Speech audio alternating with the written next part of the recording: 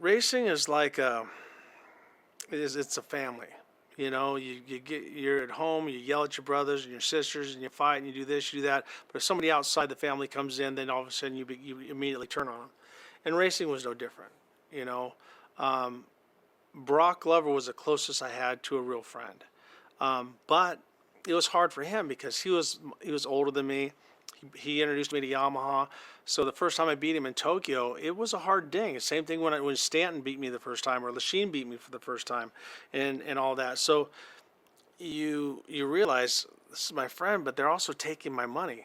They're taking my paycheck, and they're getting the accolades and stuff. Because think about this, in El Cajon, I would go home. There was a good chance, probably an 80% chance, if I didn't win, that someone from El Cajon won. So all of my friends, they would say, there would be the Rick Johnson guys, and the Ron Lachine guys, the Scott Burnworth guys, and the Brock Glover guys, and so on and so on. So I didn't want to go home and have to answer to them. So when it came to friends, you looked out for each other, and Brock and I would go ride together some and things like that, and we invested in the same track together. But as far as day in and day out, no, we weren't best friends because I don't want to crush my best friend. I don't want my best friend crushing me. And so, who was the guy, with that in mind, who was the guy that you really hated most? Who was the guy you really had to beat? Bob Hanna. Bob Hanna was the guy that I had to beat because he was the alpha male. He was the guy had trouble on the back of his pants and was very brash, very arrogant, and unbelievably fast. Marty Smith was like the poster boy of Honda, All-American, good-looking guy, San Diego, and then Hanna came in and beat him. Then he was teammates with Brock, and then they had to let Brock by. And then he was so dominant, and then he got hurt, and then he came back and forth.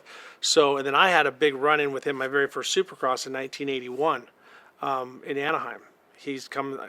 I got a good start. He's come through the pack. He was number 100, got behind me, and I'm riding over my head. He thinks I'm brake checking him. I'm just trying to stay on the damn track. Well, he goes by, he kicks my front fender, and he takes his hand off, and he flips me off. And I'm like, "You son of a bitch! You're actually taking the time to flip me off while we're on the track." So going down into the next turn, I ran him off the track and tried to get rid of him. He bounced back on, passed me back, and ended up beating me. But that was how Hanna was, just so in your face and so aggressive.